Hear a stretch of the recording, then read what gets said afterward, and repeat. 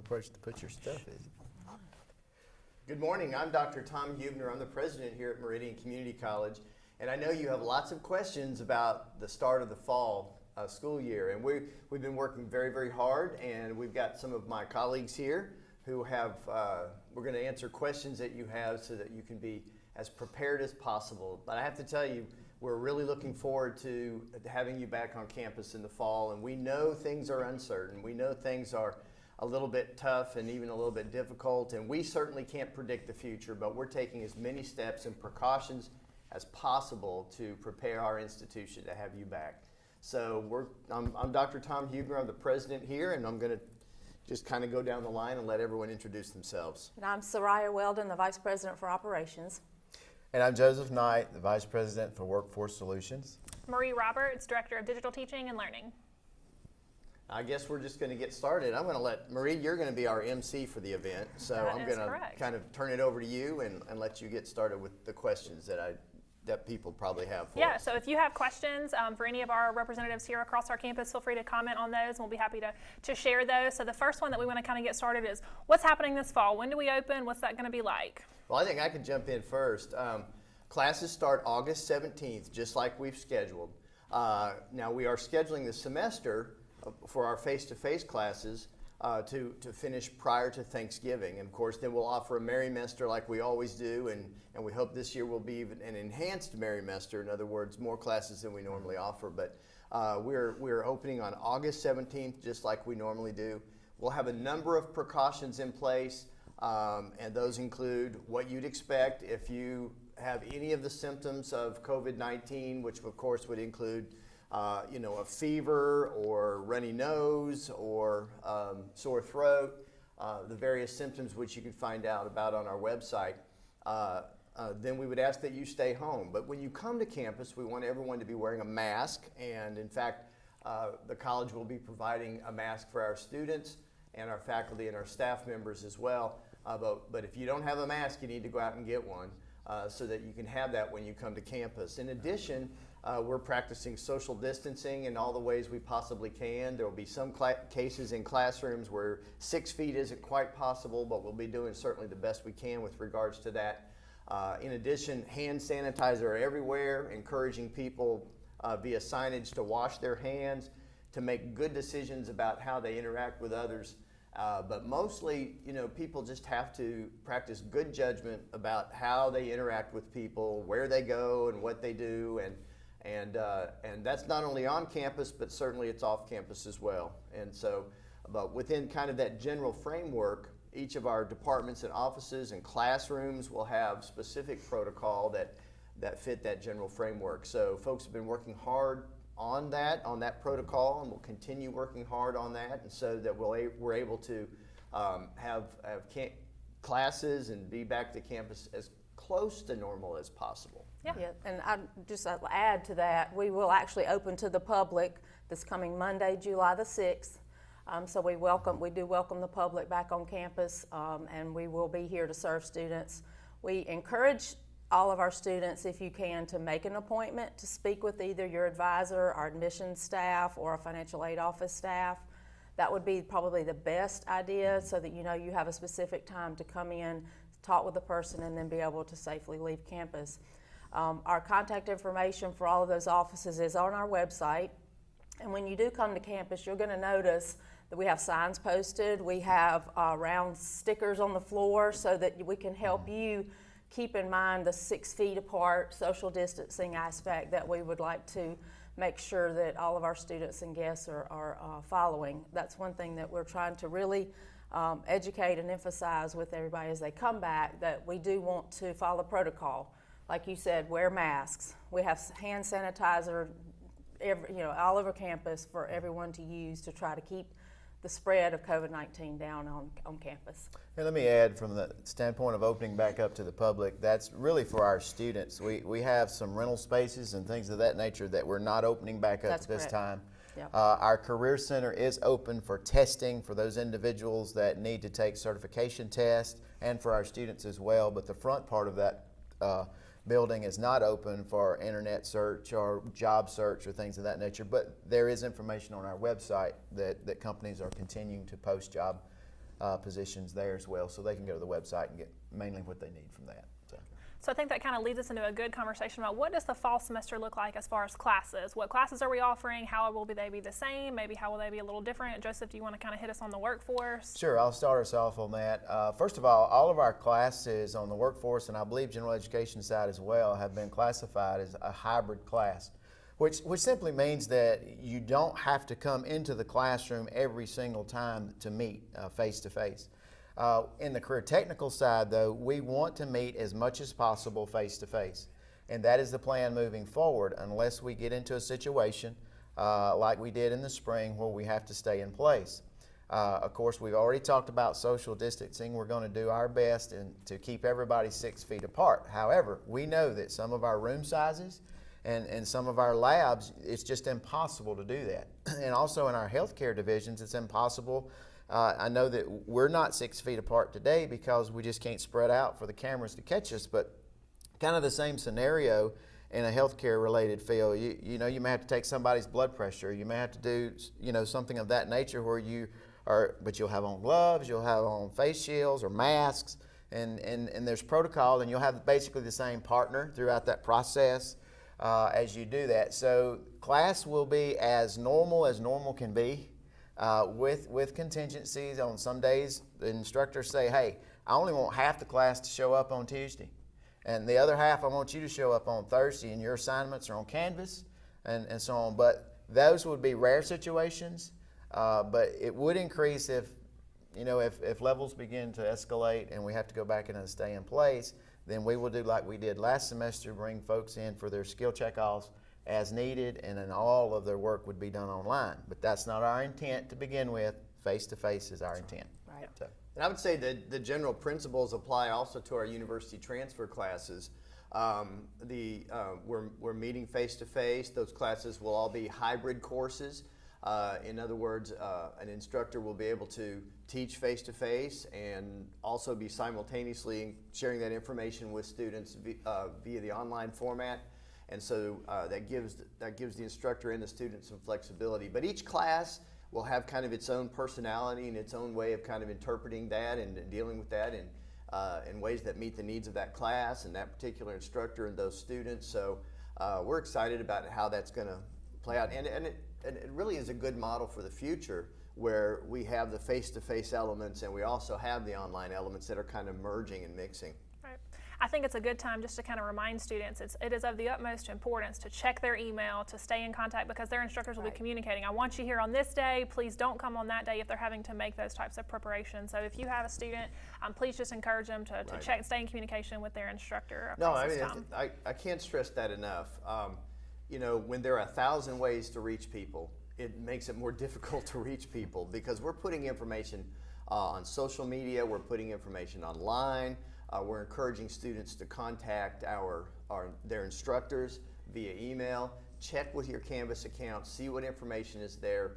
Look at your EagleNet account portal page and see what kind of information is there that you haven't seen before. But be proactive in trying to learn about what your options are and what your situation is. We're attempting to communicate with everyone, I promise, but we need you to help do your part by asking questions of your instructors and checking those particular locations. Yeah. So for the fall semester, we've kind of talked on classes. Can you guys tell us a little bit about things like housing, the fitness center? What are kind of the plans moving forward for those areas of campus? So our fitness center will be open.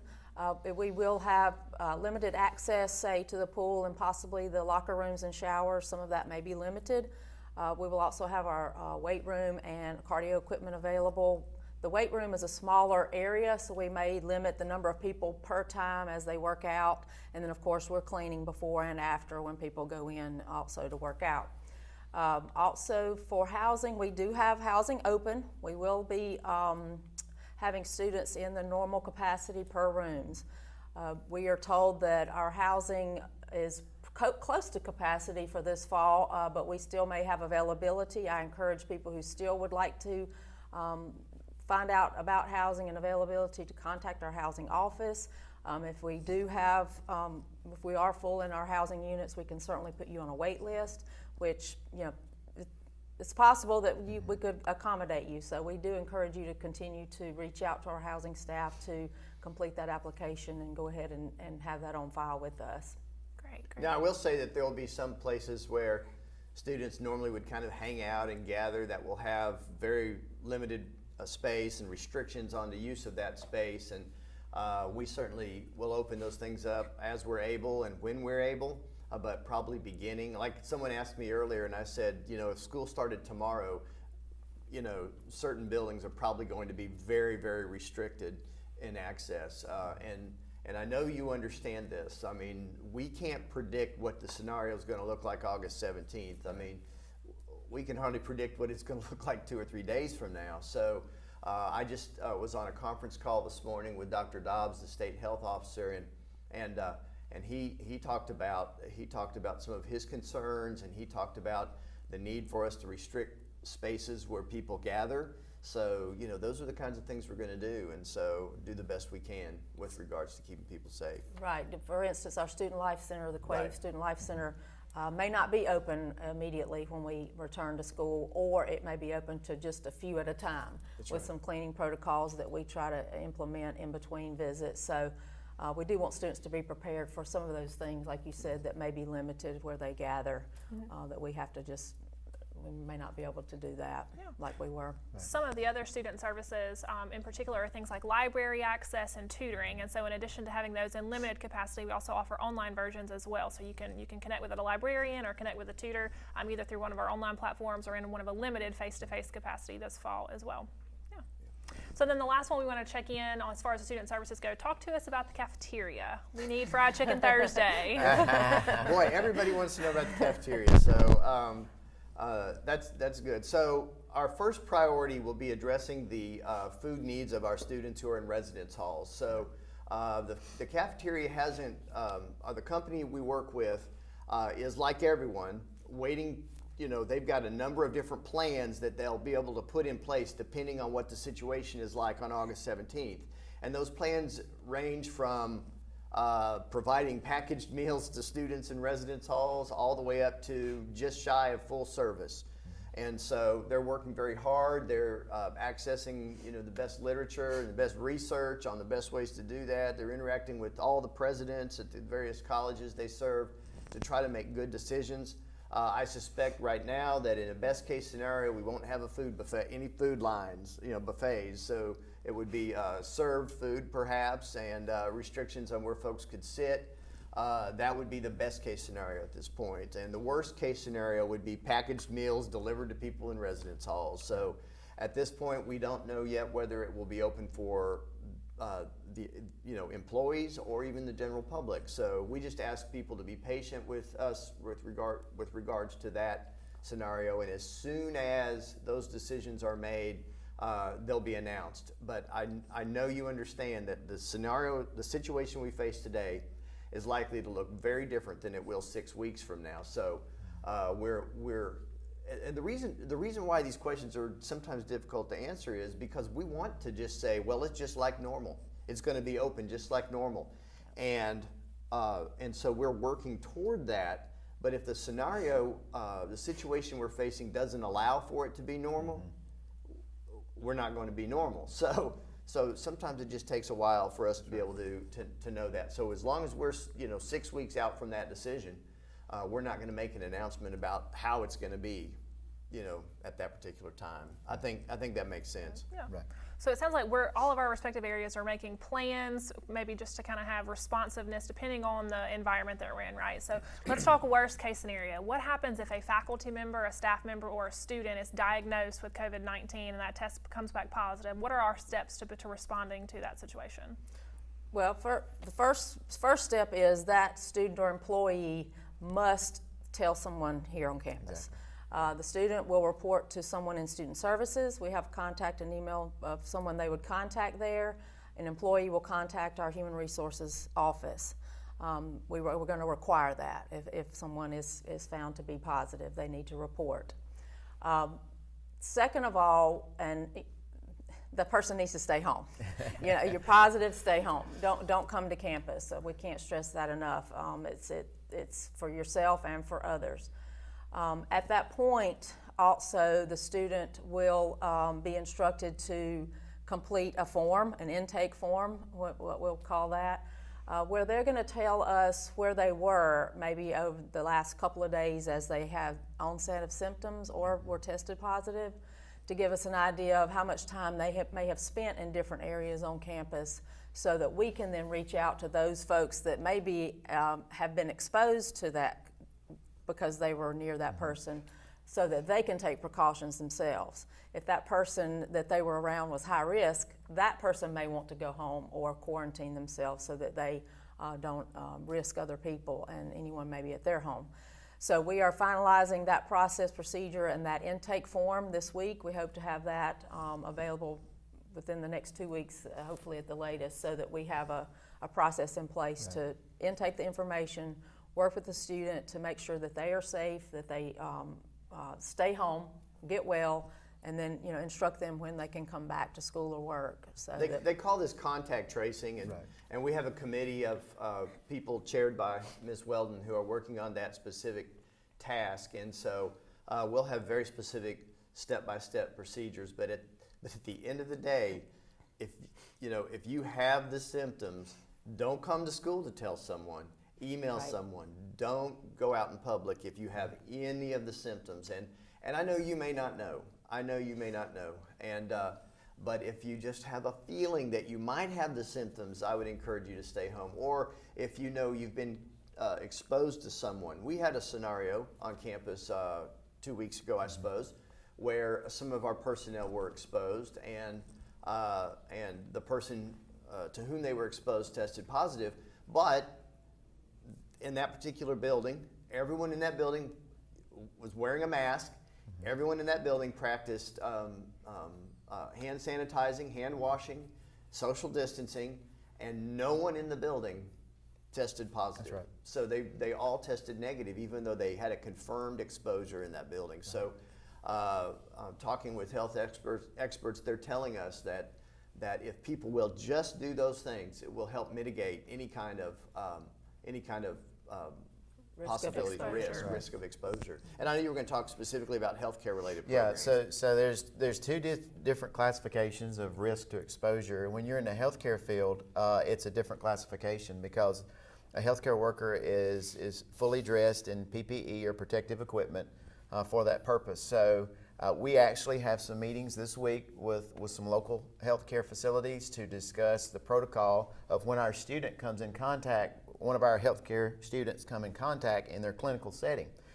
We wish that we could do all of our clinicals on site and not send our students out to the hospitals, but that's impossible. Matter of fact, the accreditation agency only allows us to do 25% of their clinical setting in-house. So we have to send them out. And the medical facilities want them because this is good training for them. They're going to deal with this as they get into their field of work. But it's a different classification. So we're going to have a rule for those clinical students who go in and who are fully in PPE, that classification that they may have worked on someone who has COVID, maybe in an emergency room setting or whatever. Now, our students do not go to COVID-related floors, and they do not deal with COVID patients in ICU or anywhere like that. But it's inevitable they're going to come in contact with someone who is positive. But it doesn't mean that when they were in full PPE that they were exposed at all. So there's basically two standards, one for general public like us, and then there's a standard and protocol for healthcare workers. And then when our students go into a clinical setting, they're classified as a healthcare worker. So we'll have those details ironed out hopefully by the end of this week and on that protocol as well. So students will know and have a confidence in what's going on when they walk into a clinical setting. That's great. That's great. One of the students has reached out to us and said, how can they get their MCC ID? That's kind of a point of celebration when you get to have that student ID. So can you talk us through what that process looks like? Yeah, and still Campus Police provides student IDs and decals for students.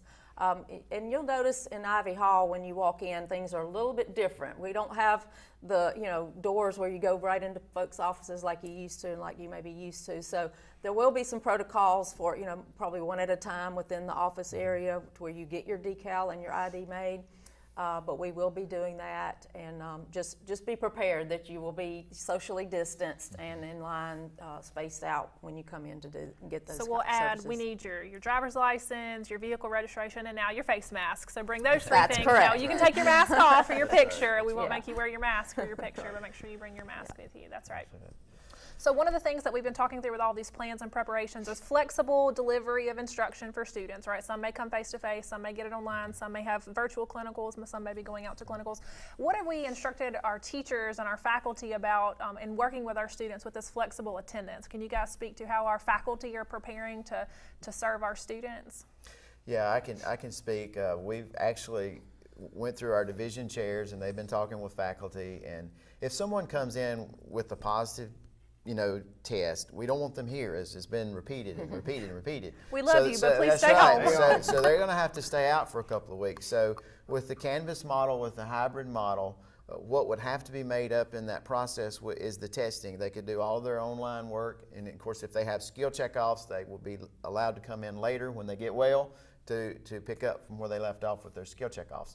So there are contingency plans in place for that. It's going to be a burden on the student because class goes on, and they just have to catch up. But we're going to allow them that opportunity to come back in and take, not retake, but take those missed tests because of that. But now we are going to ask that they bring in a doctor's statement. Okay, so if you have this disease, you have to be diagnosed so you can bring in a doctor's statement that you were COVID positive, and then that kind of helps us say, yes, this is not just a sniffle, this is not something or whatever, so that we can follow that new protocol. Yeah, and our faculty has spent the last several weeks improving their digital teaching skills, going through Canvas training, working with our classroom technology to learn how they can continue to grow that different delivery. So that's good stuff there. So let's talk about athletics. What's going on with college athletics there, Dr. H? Wow. Okay. So, in fact, in the meeting that I was in this morning with my colleague presidents, the National Junior College Athletic Association has made specific recommendations and has presented guidelines regarding bringing back athletics. And of course, we will follow those, as will our colleague institutions. And then our conference, the Mississippi Association of Community Colleges Athletic Conference, will also have some very specific guidelines that we're following, and those are related to when people are reporting, what they can do when they get here, et cetera, et cetera. So, for example, some of the athletic sports will have, all of the sports I think will have fewer games scheduled than they might would in another regular year. They're putting restrictions in overnight stays for some of the sports. And some of the information I haven't even digested yet because we literally got it this morning, but we'll certainly be sharing it with our athletic director, and that information will then be shared with our coaches, and we'll make appropriate modifications for it. But at this point, plans are to have sports and for us to move forward. And we might have restrictions on how fans come and how many are there, where they can sit, and that sort of thing. Again, depending on the environment at the time. But for us, I think we can make those modifications and be in pretty good shape. Yeah. And I would encourage students to stay in contact with their coach. Oh, absolutely. Because the coach is going to be their number one point of contact for when they need to report to campus, where they report, and any other extra protocols that may be in place per sport. And Dr. Dobbs said this morning, he said, there have been a number of programs that have made national news on the NCAA level about the number of, I don't remember which university, but I mean dozens and dozens and dozens of positive tests within certain athletic programs, a football program specifically. We don't have football here, but the same principle would apply. And he just talked about how, if schools can work to contain those student athletes, but the problem is that between practices they're going out and they're interacting with others, and that's where it becomes problematic and makes it difficult to contain. So, I know that it's difficult to understand, but and if you get it, you might do just fine. But it's the person you expose it to who may not be. So that's where it becomes problematic. So again, if you you've heard me today, I think I've said 1,000 times something about maintaining that protocol, making good decisions, using good judgment about where you go, what you do, how close you are to folks, and the ways in which you interact. So one of our students has asked about our testing center on campus. Would e-learning be available? I think I'll try to just kind of answer that. And in general, if campus is open, e-learning is also open to provide tech support, to be a resource for both faculty as well as for students. We have instructed our faculty to prepare for proctored exams, for final exams to be proctored, meaning you can't take them at home and you can't take them using any other outside resources. But those will be given using a virtual proctoring solution. So that way students who don't feel safe or do not feel that they can expose themselves to coming to campus, they will have a virtual proctor to proctor them so they don't have to travel if they don't need to. And then we will provide the training and the information for those students. So all of that information will be available for students there in Canvas, but the e-learning center will be here, will be available both by phone or email. And then when campus reopens, you're also welcome to come by, bring your mask as well. We have some plexiglass up in our lobby, so we'd love to see you and help you with all of your devices. So that's kind of our plan. We'll follow what everybody else does, so to speak. You guys make all the good plans and we'll follow them. So then what about housing? We've got some folks asking, what about housing move-in? How will that process look like? Will they be communicated? What can they prepare for housing? Yes, check-in and move-in day will be a little different because it may happen over 2 or 3 days instead of one big day where everybody comes together. Our housing director, Mr. Calvin Bennett, will be reaching out to all of our housing students soon so that they can schedule a 1 hour period so that they can come and move their things in, even if it's a few days ahead of time, so they can move their items into their room, set up, and then leave, and then let others come and go as well, so that we are limiting the group of people that are in close contact with each other. Students also should be prepared when they are in the housing residence halls that if they are outside of their room, walking the halls or anything, they should have on their masks. That is one of the things that we're going to strongly encourage and make sure students just get used to it. You know, wear your mask all the time if you're outside of your room.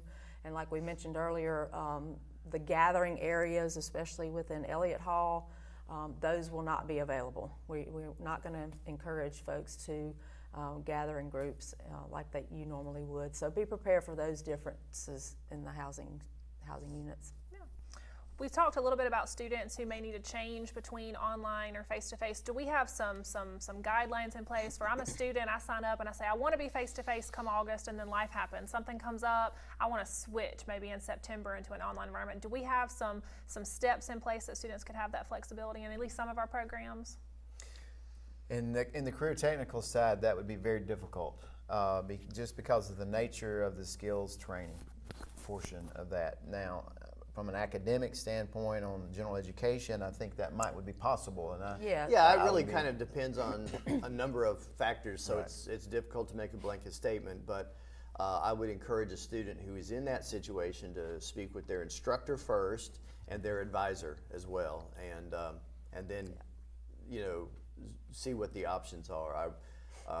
Again, with classes kind of being in that hybrid format, that should be less of an issue than it would be otherwise in a regular semester. So we believe that kind of the hybrid format's going to resolve most of those concerns, but certainly it would be difficult in career tech for a bunch of reasons, as you can probably imagine. But in transfer, it might be possible, but it might not even be necessary for someone to have to worry about that. So that's kind of one thing that several faculty have shared with me is that they are building their classes as if they were going to be online and preparing for face-to-face instruction. But so all of our general education faculty, your math, your science, your English, your history, those are faculty who are used to teaching online, and they've gone through the training and they're prepared to help in any way that they can. And we want you here, so we're going to do everything that we can to help serve you and help get you the education that you're looking for. So. As far as residents who are staying on campus, are there going to be any protocols for entering the dorms or the residence halls, going to class, going home? Are they going to have to log where they travel, things like that nature? Not necessarily, however, like we talked about earlier, the contact tracing. If I encourage students and everyone to kind of keep a mental note of where you've been over, maybe the last 48 hours at a point in time, how much time you spent in a particular place, how close you were to someone without a mask. Just be conscious of those times when you do that, so that if you become positive or someone near you is, you know who you may have exposed. The number one thing I just have to keep emphasizing is if I'm a student and I get back to my dorm, I need to wash my hands.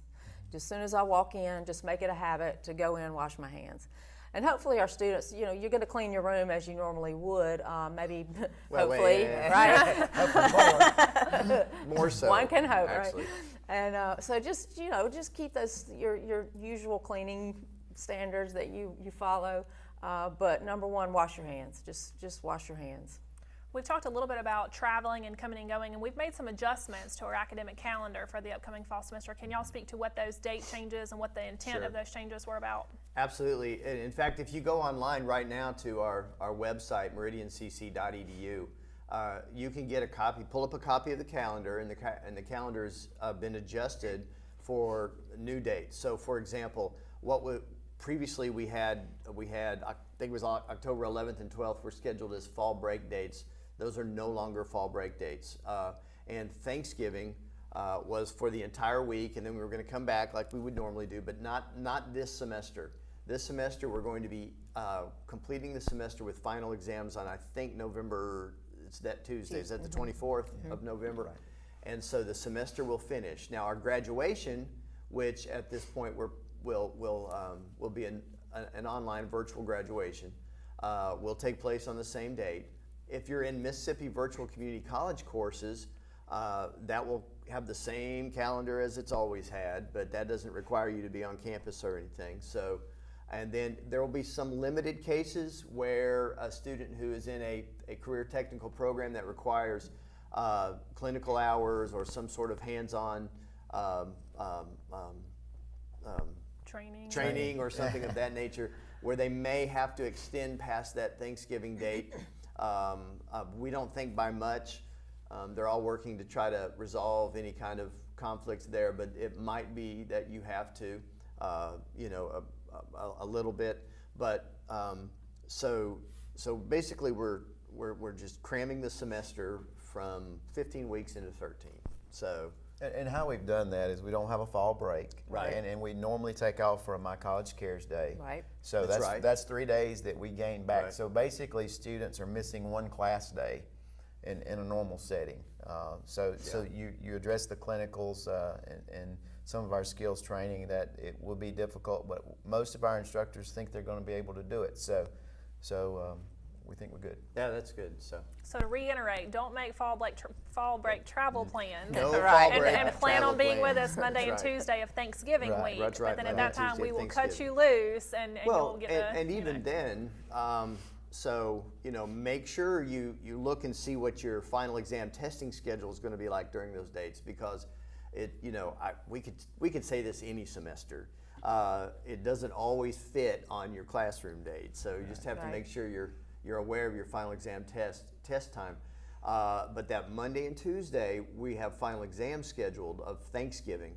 We have final exams scheduled, whereas on the calendar that we had previously, those were days you were going to be away from school. You're going to be is vacation the right word? Break days, but they're not break days, the Monday and Tuesday. But we hope to have all the final exams done by Monday and makeup exams on Tuesday. So you might still be in good shape there. Yeah. Got to start the turkey eating early. Got to start the turkey eating early.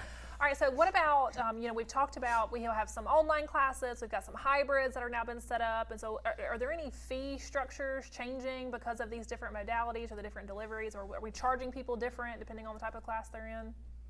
From a career technical standpoint, no. Matter of fact, it costs us more to do the career technical side online than it does face-to-face. But the students won't pay for that cost. No, but the right. students won't pay for that cost, absolutely not. So on our side, the fee structure is not changing, and I don't think it is anywhere else. There's nothing specific to the format that's causing the fee structure to change at all. Right. As most institutions do, we do have a tuition increase, and so that will be implemented in the fall as it is often every year, and we try to keep that as low as possible in order to be able to continue to operate in a positive and effective manner. So, but that's not related to the format or anything. Right. And I think just a traditional online class does have a little extra fee with it, absolutely. Which is typical, and that part is the same. Nothing's changed about how we charge fees. Right. So speaking about money and payments and things like that, we do have some very particular financial aid opportunities for students who were impacted by COVID-19. So can you talk a little bit about CARES Act money, maybe explain what it is? Is it still available? How can students maybe apply for it? Yes, so we were awarded a little over $1.4 million to get directly to students to help them cope with any expenses they had related to the change in the schedule and format of college within this past spring semester.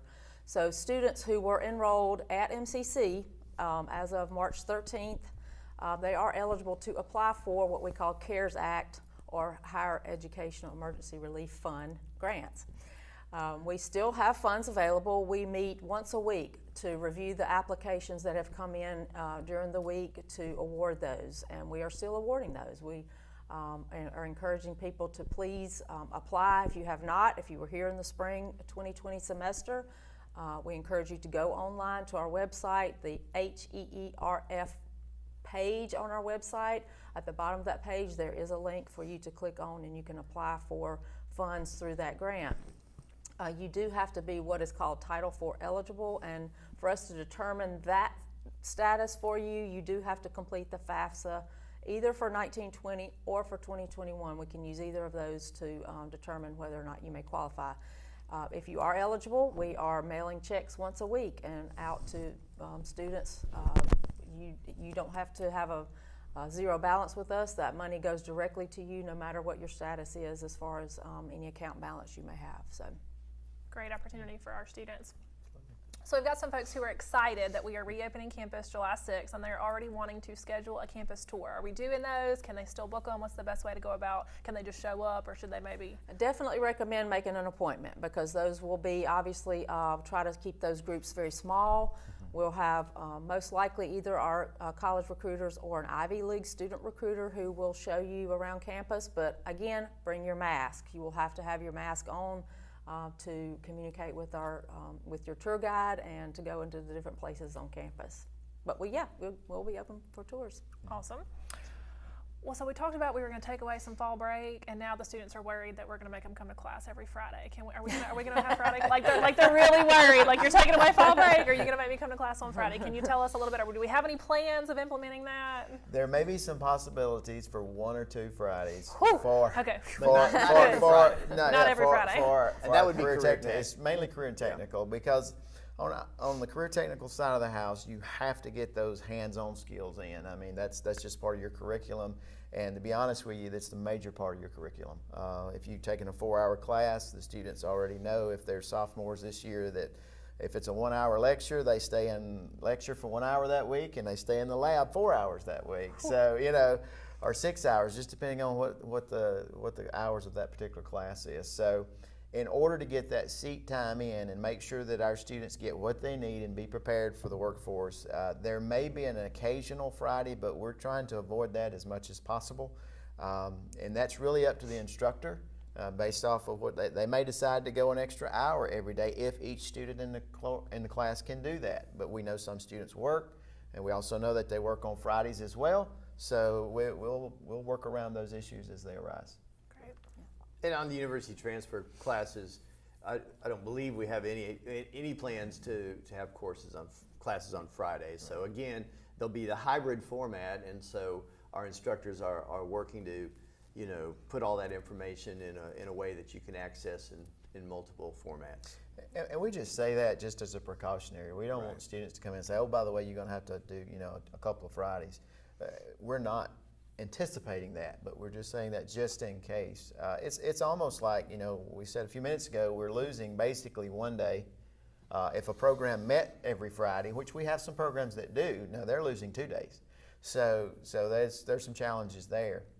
But it's almost like a snow day. You're going to have to make that up somehow. And the instructors are always good about coming up with great ideas of assigning extra classwork or whatever, or you've got to do this extra skill check off or whatever, so it'll work out. So we want to do a quick recap, it looks like, about for our students how we can best prepare them for visiting our campus. We do want them to call or email to make an appointment. What about masks? Do they need to have that mask on the minute they step on our campus? Do they need to leave it on? Yes. Yes.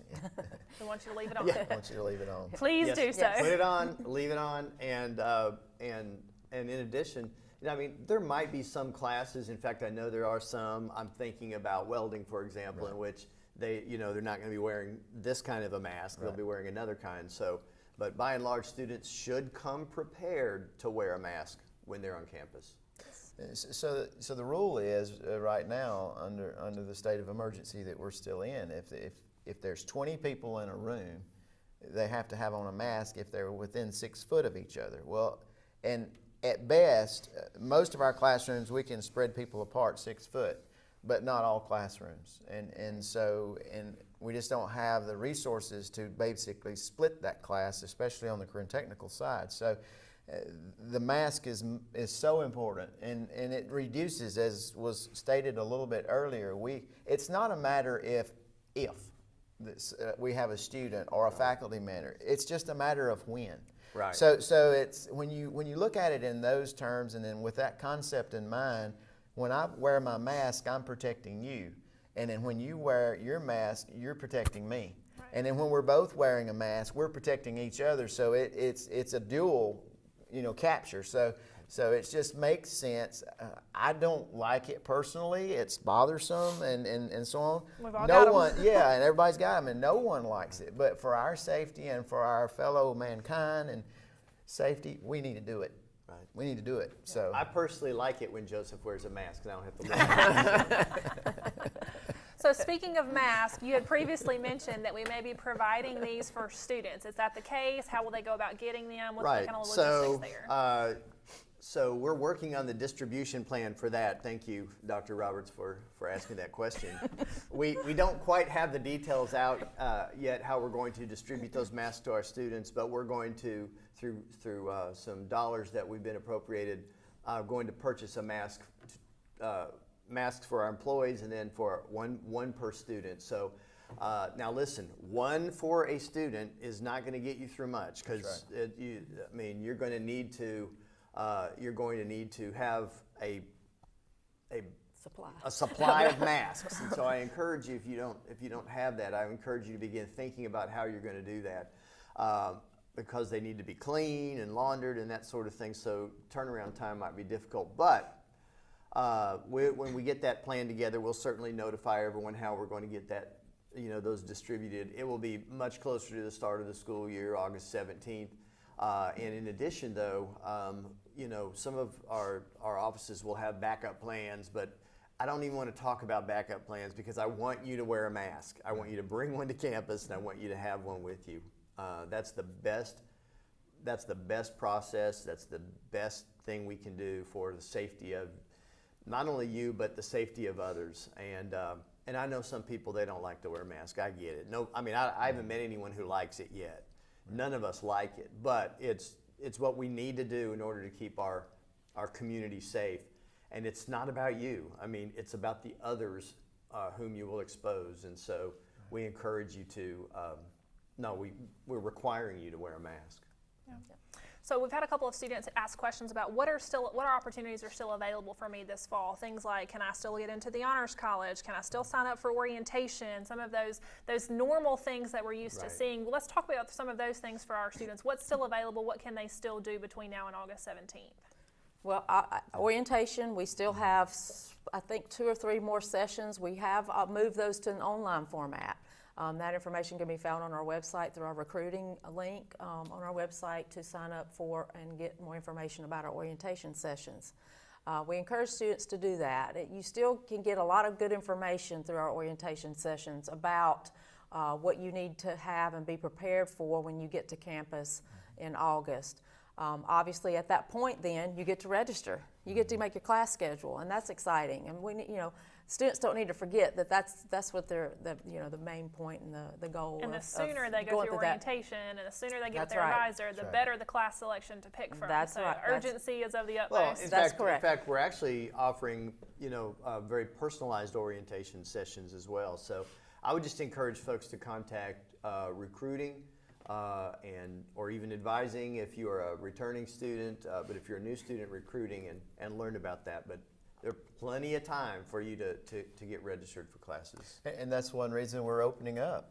Right. Next Monday is for students to who aren't comfortable doing that online session or whatever, is to get that appointment, come in, sit down with your advisor or recruiting and get the process started in admissions of getting enrolled. I know that we've had a couple instructors tell me that, hey, I've got students calling me and they're telling me they're just going to wait until we open up because they are face-to-face people. And we understand that and we recognize that, so that's why we're opening back up. Right. So.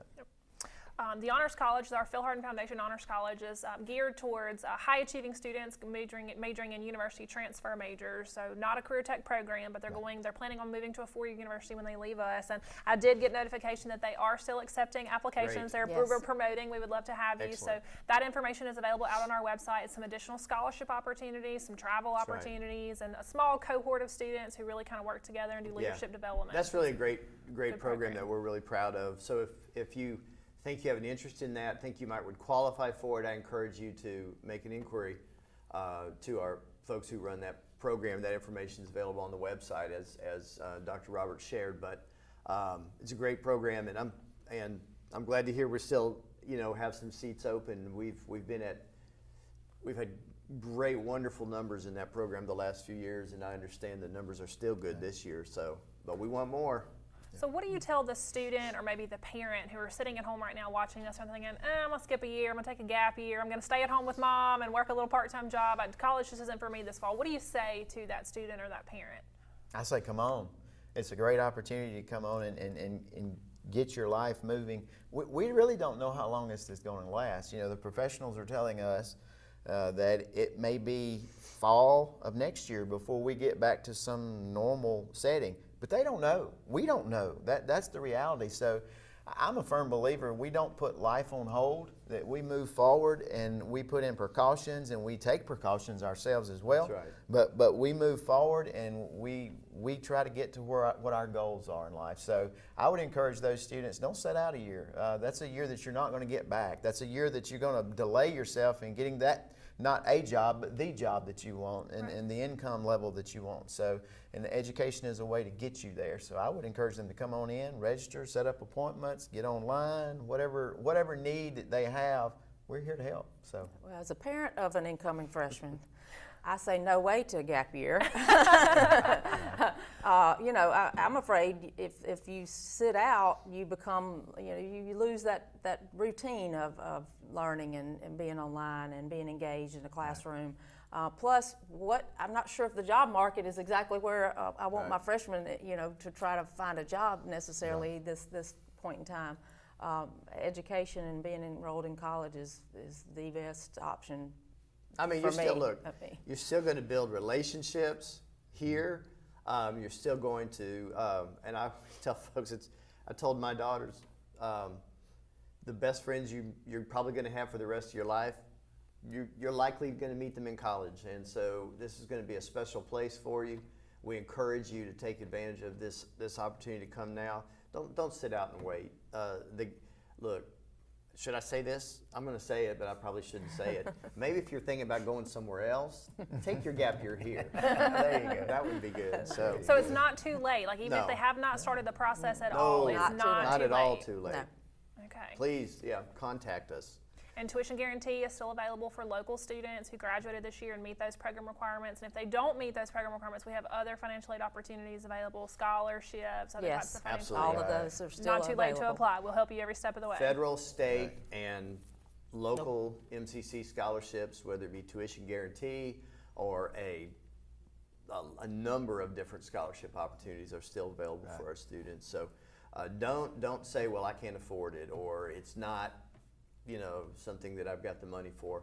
There are opportunities for us to help you make college very, very affordable, and we encourage you to take advantage of it. and that's now. a good point on tuition guarantee, because I think the way that grant is There written, you go. I know what he's could- the way that grant is written, if you take a stop out year, then You you lose would it. you would That's right. lose that. That's right. Tuition Unless- guarantee on the Yeah. Lauderdale County. Unless tuition you have a guarantee. military obligation, that's really kind of our only stipulation that we would extend the availability of tuition guarantee. Otherwise, you do have to be enrolled here this fall.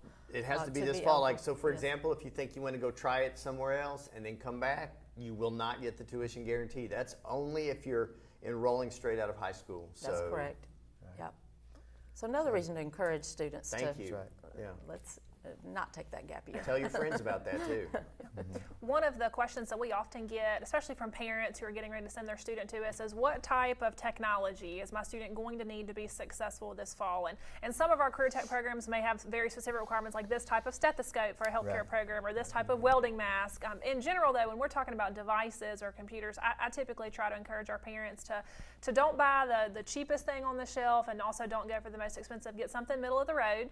Your students are going to be writing papers and doing discussion boards, so you're going to want something with a full keyboard, right? And so even a nice tablet with a full keyboard can work. A laptop will do the same. Something with good storage. And then I tell people students are clumsy, and so we always want to make sure, and I myself, you want some type of protective case to keep you're making an investment, right?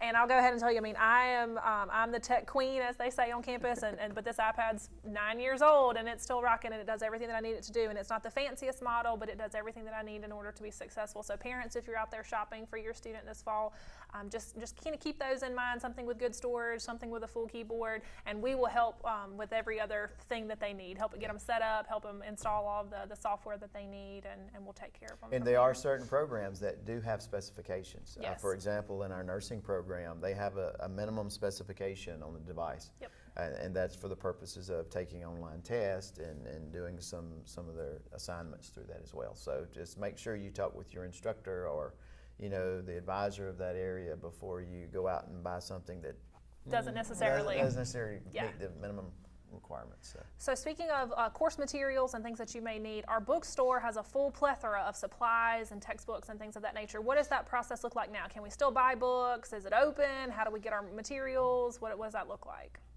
Well, I think they're still kind of on a similar appointment type basis right now. They are obviously want to help students get their books or any supplies that they may need. There may be more of a limited number of people they'll let in the bookstore at a time, just to keep the social distancing aspect in place. But they will be open.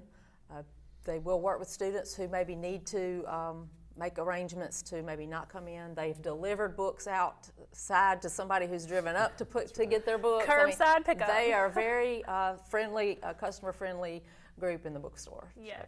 And we actually are to a point of migrating our bookstore to an online format. That's because of the timing of everything. It's not going to quite be ready this fall, but that's something that in the near future you can look forward to as well. So that's not just books, but it's also other gear, things that look green and say Eagles on them too. So And really good cheese straws. Really good I don't cheese know if the straws. cheese straws will be online format. Why but- curbside pickup? Why not? Curbside Right, pickup, yeah. right.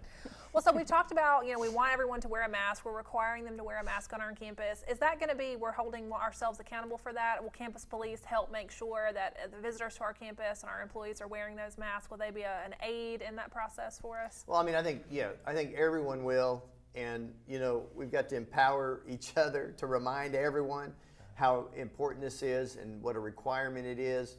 We certainly don't want to have to, and our police officers will certainly be, helping to enforce this as well. But we don't, I don't look forward for things to be like, I don't want them to be. They will gently remind people. Yeah, gentle reminders. Yeah. And we're just expecting that everyone is going to be a willing participant in this community effort.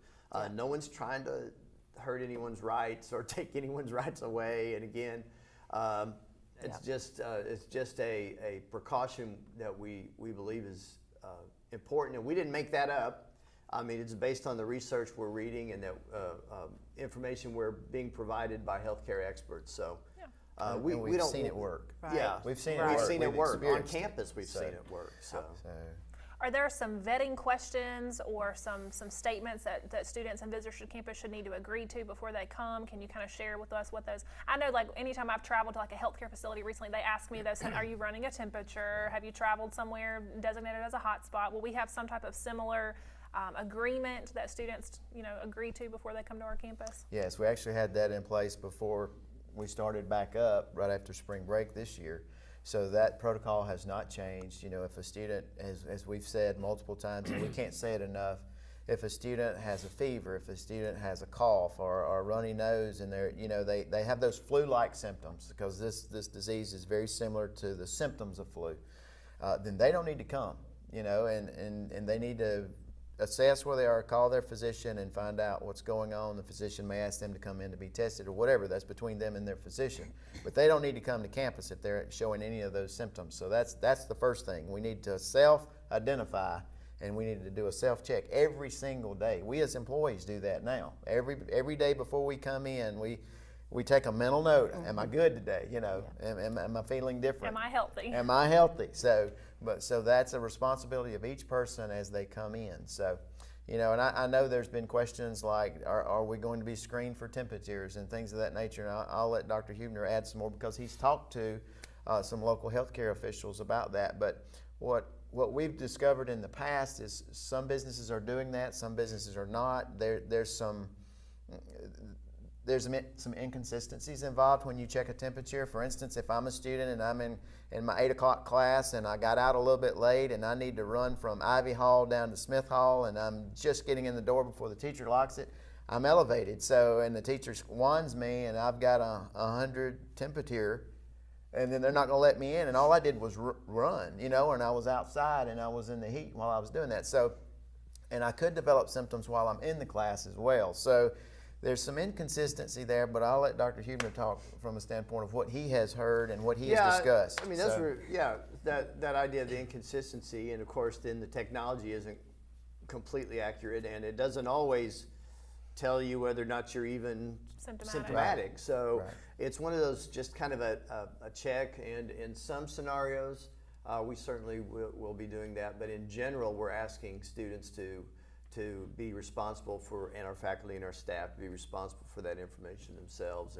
and do that self-assessment before they come in. But and we may have an acknowledgement right. that we'll have in place by the time school starts for students and employees to just acknowledge the That's right. COVID is here, and I'm going to follow these protocols and be aware of how I feel each day, and not come to campus. And there's not a there's not a fail-safe way. So we're seeing scenarios in which people have they don't feel symptomatic at all, and yet they're passing it on to folks, or in situations where people might feel sick and they don't have that. So it's one of those situations where we're encouraging everyone to be as cautious as possible. And if you are a student and you feel like you might have the symptoms, and contact your instructor, work in that hybrid format, and seek medical attention ASAP. Tests are plentiful, they're available, and you can get results turned around pretty quickly. I have a daughter who's a senior at a university near here, and she has been in scenarios where she's had to be tested twice, and in both cases were negative. But it was just an overabundance of caution. Making good decisions about that and knowing, look, we were all in college. We've all been in this environment for a long time. And I know how it feels, because you're like, I've got to do this. I have to be there today for that. I have to fill in the blank. But I'm telling you that while that stuff is still important, it's very important. What's more important is your health, your safety, and the health and safety of others. So that's why we're asking you to be as cautious as you possibly can be. And I just want to remind everyone that we will be open Monday, July the 6th. So we welcome you all back to campus. One last reminder, our recruiting phone number is 601-481-1340. We encourage you to give us a call and come to campus. We look forward to seeing you. Okay, are we good?